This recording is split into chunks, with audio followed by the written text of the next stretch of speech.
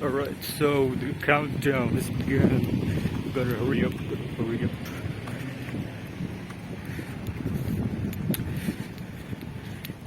Alright, we made it. See ya. Yes, now we are back to the main campus.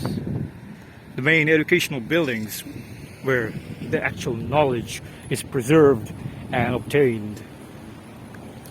We have just explored the residences. Now it's time for the main part of the MUN St. John's campus.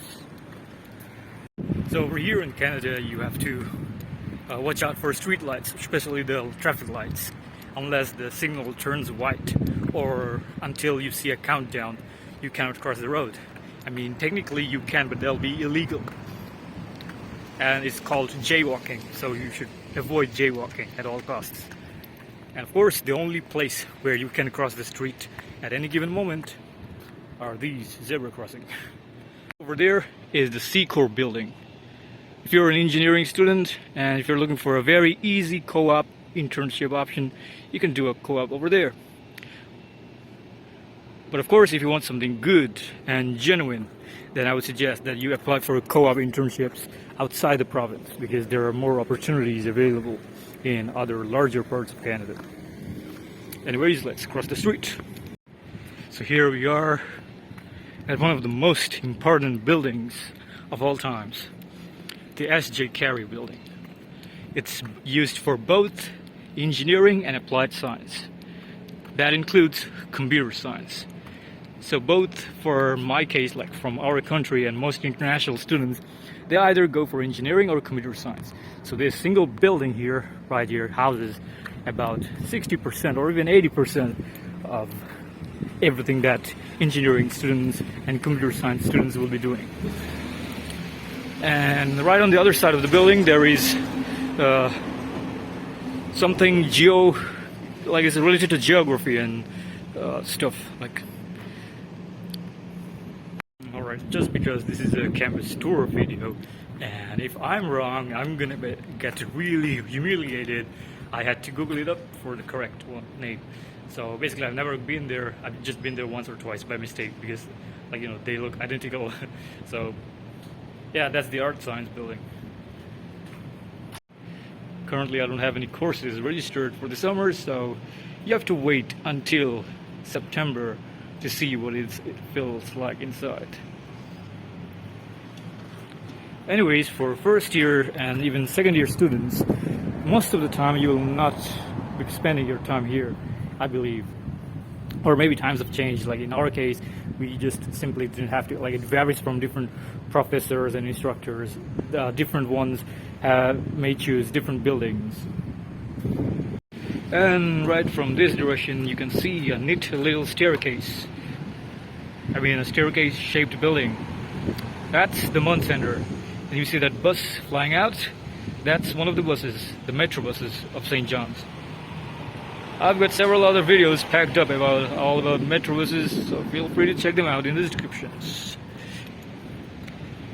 And this building is just an extension of the engineering building. So right now we are heading over there, straight for the core, the heart of the university center. And you see that big, white, glorious architectural masterpiece? That's the core science building. The core science facilities. It was recently completed, and as far as I know, there is a whale skeleton inside.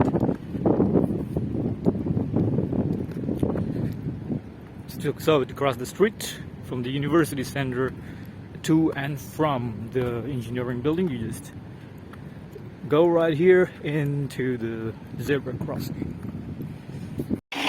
So the MUN University Center is one of the central hubs where several buses stop. And the other one is the Avila Mall. So yeah, you can expect several different buses to arrive here at your convenience. So you can just ride up and make sure that you match the correct number, because each different route has its own number. So you can check that out using Google Maps.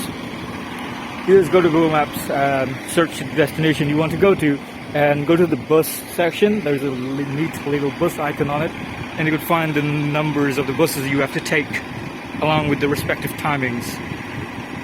So that building, the one with two horns, that was the engineering building, people. We just visited the exterior. And one day, I will take you to visit the inside as well. For now, let's roam inside the university center, shall we?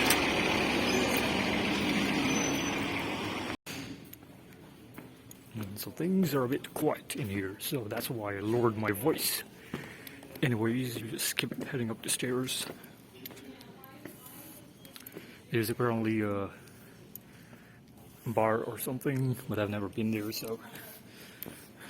This here is the MUN campus bookstore, right on the second floor of the university center.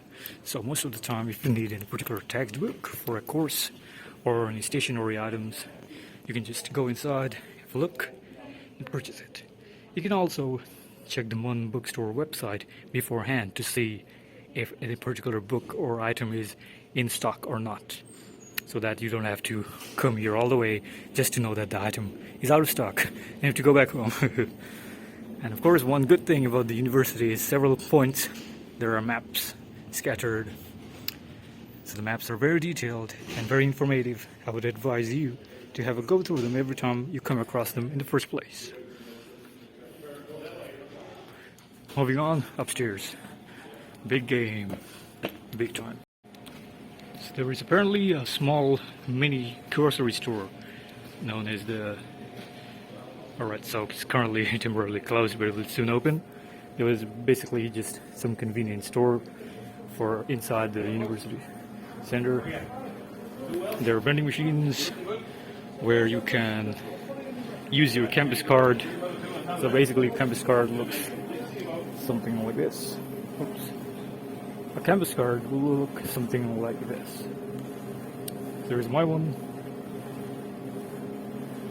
To get yours, you just head on to the mymun.ca, and then there'll be a section about students or something, and then you'll find a campus. I will make a separate video for that if you need help. So this here is the attic. From here, you can find the most important item that you need for the city, Metrobus cards. So I've noticed that every time international students come in, they have to use cash to purchase the card. So it will take around like $5 plus the package that you're willing to purchase. So I've already discussed the packages available in another video, so just check that out. It'll be clear. On the other side, there is a tunnel where you can easily go to another place.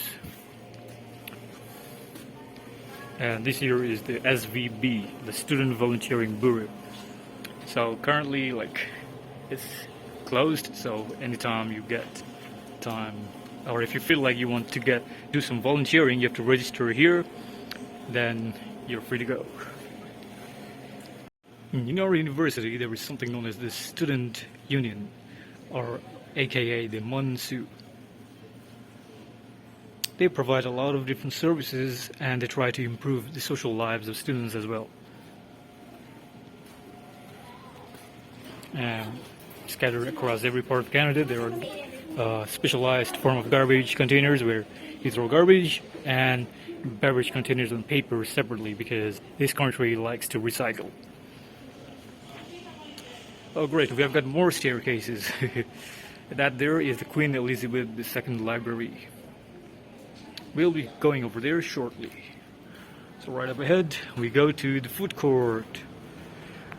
So the food court is an open area where anyone can just pick any seat they want. You can sit down, have a chit chat with friends. You don't have to order any food to sit here. None of the seats are none of the seats are owned by anyone or otherwise. They're all free and open source. Just come inside, grab a seat, and enjoy. And of course, there are different stalls and stores available, kiosks, whatever you call them, where you can order food and drinks and simply enjoy a relaxing time between classes or whenever you get time. On the other side,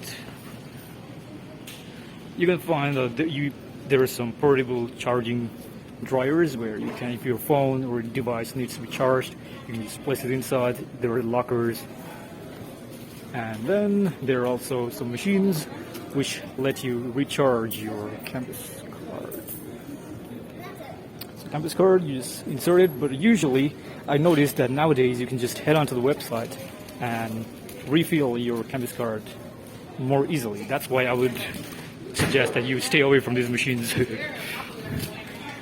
And then there is a student wellness and counseling center in I forgot which floor it was, but it's inside this building, in perhaps the 5th or 7th floor. So currently you just exit the food court and you come across one of the most iconic spots of our campus.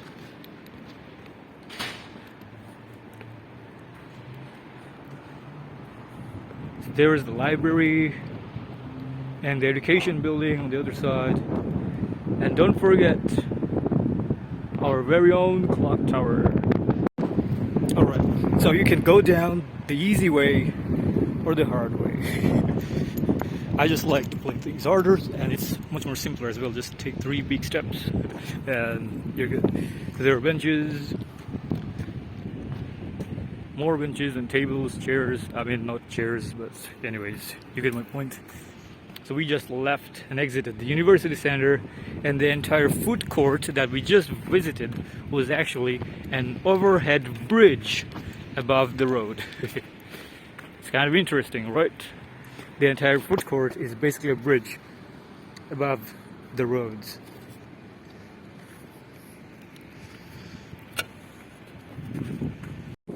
So this is the memorial, I believe. The memorial of the Memorial University.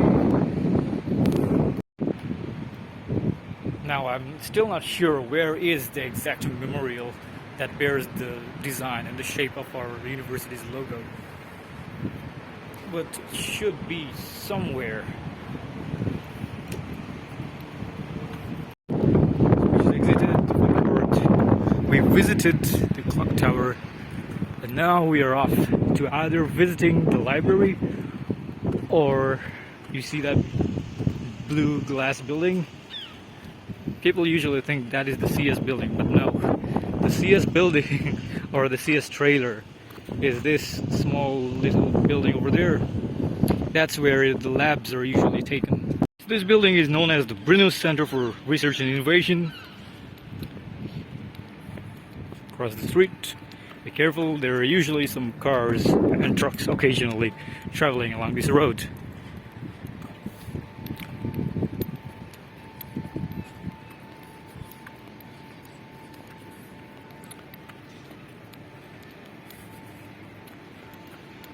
And also, every single building and room number comes with 2 digits, like 2 letters. For example, CS1009 relates to computing services, like CS, and the first number that comes right after the letters represents what floor it is in. If it's 1, that means just in the first floor. I mean, technically there aren't any other floors above or below. And for entering, there are 2 doors that I often use, so I'll just show those ones. Like here is gate number 1, which is the most popular. Just get inside. Since I do not have any courses right now, I can show you what it looks like inside.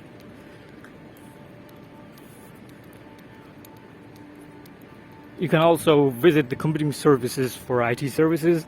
For example, if your laptop's not working properly, any technical difficulties, you can visit that, even if you're not a computer science student. Beside the CS trailer, it's one of the entrances to the science building. So the science building is right here, this big rectangular block. Yep, so here it is, the science building.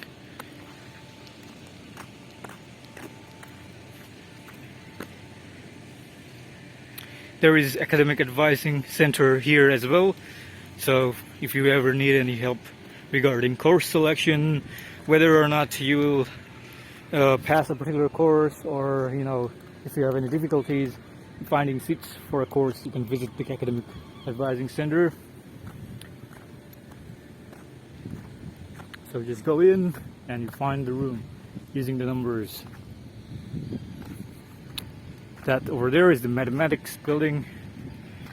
Although I've never been there because most of my math courses were online, and even when the on-campus courses began, like my math courses mostly took place in the education building instead.